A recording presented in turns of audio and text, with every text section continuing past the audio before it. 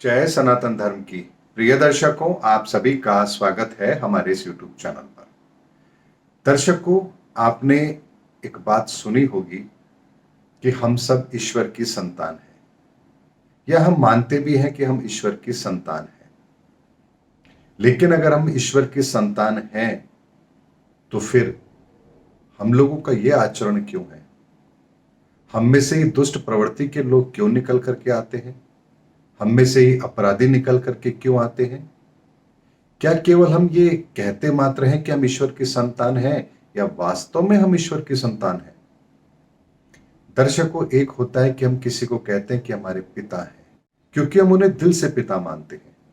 एक होता है आप कहें या ना कहें, लेकिन फिर भी वो आपके पिता हैं, क्योंकि बायोलॉजिकल वो आपके पिता हैं।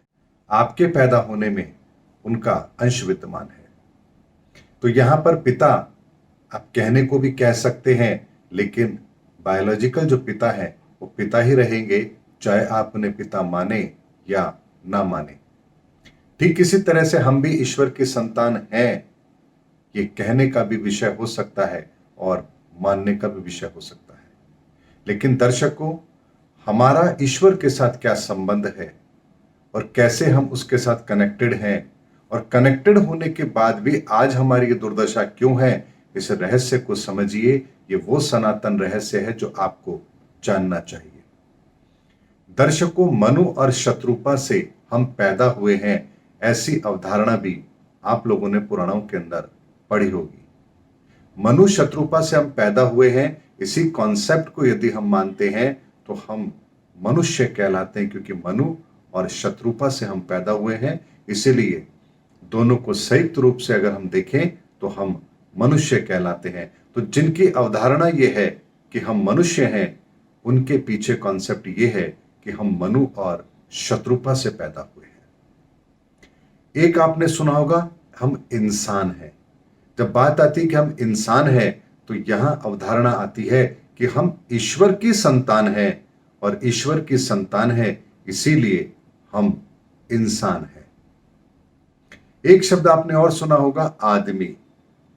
आदम और हव्वा से हम पैदा हुए हैं, इसीलिए हम आदमी हैं। ये तीन सारा कॉन्सेप्ट है। अब दर्शकों, यहां जो तीन कॉन्सेप्ट दिए गए हैं जो हमारे जन्म के साथ जुड़े हैं, यहां बात यह है कि हम किस अवधारणा को फॉलो करते हैं। जब आदम और हव्वा की बात करते हैं और अपने आप को आदमी मानते हैं, तो हम अपनी जड़ें कहां जोड़ रहे हैं, इस बात का अंदाजा आप लगा सकते हैं। जब हम कहते हैं कि हम मनुष्य हैं, तो हम अपनी विचारधारा को कहां जोड़ रहे हैं, यह भी आपको पता है। लेकिन जब हम कहते हैं कि हम इंसान हैं, तो हमारी विचारधारा किसके साथ जुड़ती है? ईश्वर के साथ जुड़ती है। और हम ईश्वर की संतान हैं, ये बात कब चरितार्थ होती है? ये तब चरितार्थ होती है जब हम ईश्वर के साथ अपना संबंध स्थापित करते हैं। क्योंकि आदम और हव्वा को किसने बनाया? उसे भी तो ईश्वर ने बनाया। मनु शत्रुपा को किसने बनाया? उन्हें भी तो ईश्वर ने बनाया। तो जब हम अपनी आइडियोलॉजी को भौतिक स्तर पर देखते हैं, पदार्थ के रूप में देखते हैं, तो हम मनुष्य या फिर आदमी की बात करते हैं। लेकिन जब हम अपने आप को ऊर्जाओं के लेवल पर बात करते हैं, अपने आप को ऊर्जाओं के लेवल पर लेकर जाते हैं, तो इस संसार की उत्पत्ति तो ईश्वर से हुई है, और इसीलिए कहा जाता है कि हम ईश्वर की संतान हैं, अर्थात इंसान हैं। लेकिन मनुष्य से इंसान ये बनना इतना आसान नहीं है। आदमी से इंसान बनना इतना आसान नहीं है, क्योंकि जन्म के साथ जैसे ही आपको शरीर मिलता है, आप आदमी या मनुष्य तो बन जाएंगे, लेकिन इंसान आप तब बनेंगे जब आप स्वयं को ईश्वर के साथ कनेक्ट करेंगे। इसीलिए दर्शकों, किसी के बायोलॉजिकल फादर होने का मतलब यह नहीं होता है कि वो आपका पिता ही है। जब तक आप उसको दिल से ना स्वीकार कर ले कि हाँ, ये आपके पिता हैं, तब तक आपके और उनके बीच में पिता पुत्र का संबंध कायम हो नहीं सकता। इसीलिए दर्शकों, हम अगर अपने आप को इंसान बनाना चाहते हैं, तो हमें सबसे पहले ईश्वर को समझना पड़ेगा, ईश्वर के साथ कनेक्ट होना पड़ेगा। जन्म के साथ तो हम आदमी या मनुष्य बन चुके हैं, उसमें तो हमारी कोई विशेषता थी नहीं। धरती पर आए, मनुष्य बने, जन्म लिया, इसमें हमारी क्या योग्यता हो सकती है? लेकिन मनुष्य या आदमी से जब हम इंसान बनते हैं, ये एक ऐसी प्रक्रिया है जो बहुत ही कठिन भी है और बहुत आसान भी है। कठिन इसलिए है क्योंकि यदि हम सनातन को नहीं जानते हैं, सनातन को नहीं समझते हैं, तो ये बहुत कठिन है, और सनातन को जान ले समझ ले तो बहुत आसान है।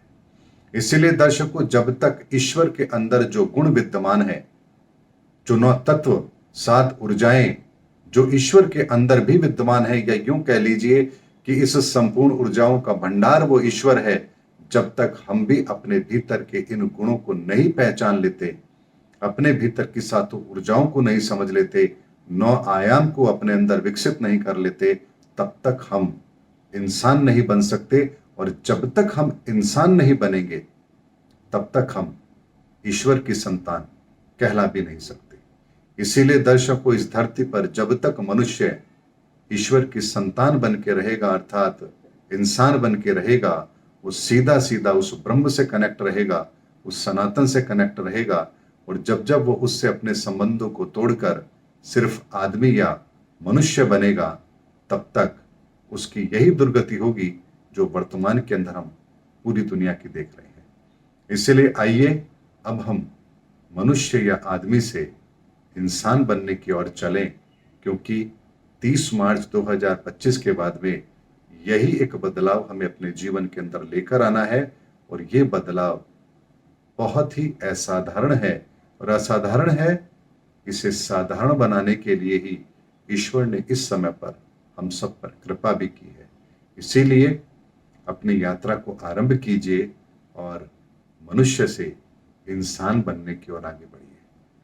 दर्शकों, ये एक ऐसा संदेश है जिसकी गहराई को यदि आप समझ लेंगे, तो आपको आपके जीवन का वो सार मिल जाएगा जिसके लिए आप इस धरती पर आए हैं।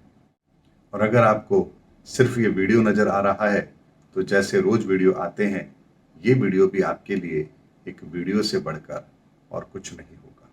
मिलेंगे अगले वीडियो के अंदर, तब तक के लिए जय हिंद, जय भारत, जय सनातन धर्म।